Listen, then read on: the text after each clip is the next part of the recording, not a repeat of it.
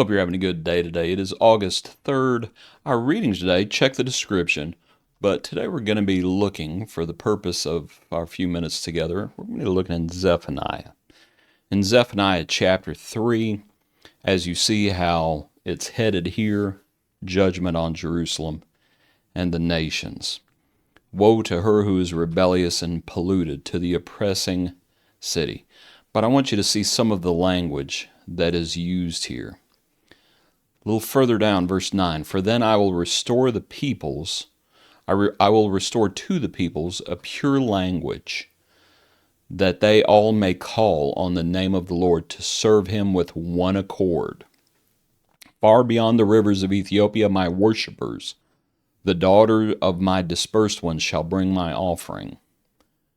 In that day you shall not be ashamed for any of your deeds in which you transgress against me, for then I will take away from your midst those who rejoice in your pride, and you shall no longer be haughty in my holy mountain. I will leave in your midst a meek and humble people, and they shall trust in the name of the Lord. Okay?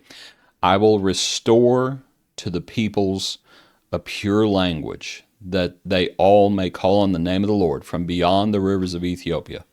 I think we're speaking about the Messiah, what the Messiah is going to do. It's talking about the gospel. It's talking about the gospel not just to the Jews, but to the Gentiles as well.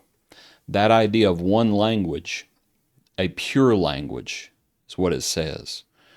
Reminds me of another Old Testament passage about the language of Ashdod.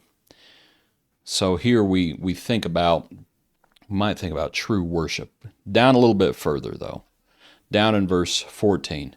Sing, O daughter of Zion. Verse 16. In that day it shall be said to Jerusalem, do not fear. Zion, let not your hands be weak. The Lord your God the Lord your God in your midst. The mighty one will save. He will rejoice over you with gladness. He will quiet you with his love.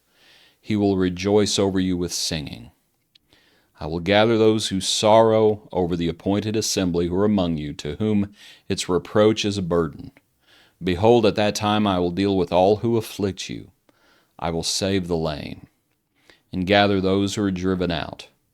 I will appoint them for praise and fame in every land where they were put to shame. Especially here to look in verse 17. There in verse 17, the mighty one will save. In that day, let not your hands be weak.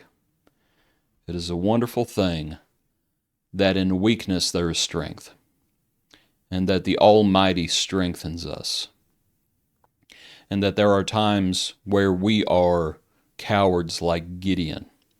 There are times where we're like Barak, and we say, we're not going to go unless someone goes with me. There are times where we have to learn, and we have to learn to lean on the Lord, because it is the Lord who strengthens us. The mighty one will save. And I'd never noticed this passage before. He will rejoice over you with gladness. He will rejoice over you with singing. When we do what is right in the Lord's eyes, it is well-pleasing to him. This passage speaks of his rejoicing. He rejoices over you with gladness. He will rejoice over you with singing. And I just thought it was a beautiful passage, speaking to the Lord's good pleasure. There is more joy in heaven over one sinner who repents. The Lord rejoices. The Lord calls together the angels. Rejoice with me, for I have found my sheep that is lost. So the Lord strengthens us. The Lord rejoices over us when we do what is right. And then our passage says that the Lord quiets us with his love. And I appreciated that as well. Let me pull up the other translations there just to make sure I'm not missing anything. There in chapter 3 at verse 17, the New American Standard uses the word quiet. The King James, he will rest in his love. ESV, he will quiet you by his love as well. Be still and know that I am God, and that the Lord loves us, and the Lord will strengthen us.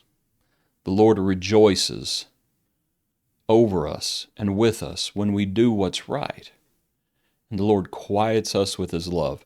Remember the 23rd Psalm. He will make me to lie down in green pastures.